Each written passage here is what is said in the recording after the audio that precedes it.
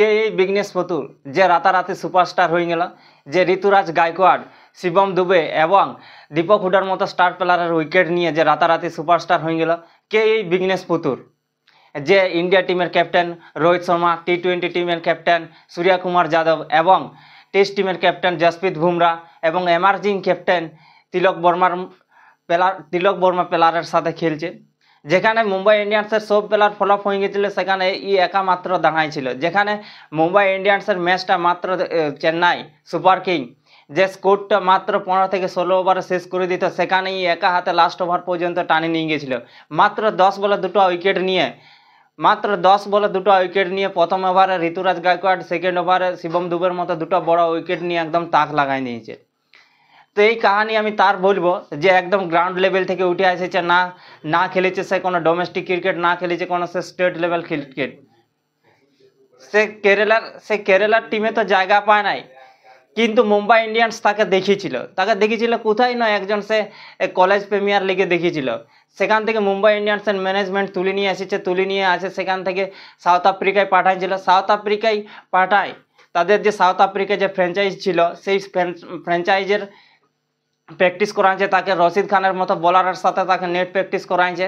তারপরে সেখান থেকে ভালোভাবে প্র্যাকটিস করাই পর নিয়ে আইপিএলে ডেবিউ করাইছে এবং সেটাও আবার রোহিত শর্মার পরবর্তী হিসাবে তাকে ডেবিউ করাইছে। তো ডেবিউ করার পরে সে কামাল করে দিয়েছে, সেটা তো তোমরাই দেখতে পাইছো। তো সে কেরালার মাল্লুপুরমে বাস করে, তার ঘর সেইখান থেকে সে উঠে এসেছে। সে প্রথমে মিডিয়াম ফাস্ট বোলার করতো, কিন্তু সেখানেরই একজন লোকাল প্লেয়ার তাকে বলে যে তুই লেগ স্পিনার হয়ে যা। তখন সে লেগ স্পিনার প্র্যাকটিস করে, সেখান থেকে প্র্যাকটিস করতে করতে সে এই কলেজ প্রিমিয়ার লিগে সেখানে সে চান্স পায়। তারপরে সেখান থেকে মুম্বাই ইন্ডিয়ান্স তুলে নিয়ে আসে, তারপর তাকে সাউথ আফ্রিকায় পাঠাইছে, সেখানে প্র্যাকটিস করার পর তারপরে তোমরা দেখতেই পাচ্ছ। তো এই জন্যই মুম্বাই ইন্ডিয়ান্সের প্রশংসা করা উচিত, যে মুম্বাই ইন্ডিয়ান্স অনেক ভালো ভালো প্লেয়ার দিয়েছে। সূর্য কুমার যাদব, জসপ্রীত বুমরা, হার্দিক পান্ডিয়া, কুণাল পান্ডিয়া মতো প্লেয়ার দিয়েছে। সেই মুম্বাই ইন্ডিয়ান্স তাকেও তুলে নিয়ে আসছে। আশা করছি এর পরের সুপারস্টার তাকে বিঘ্নেশ পুতুলকে বানাবে।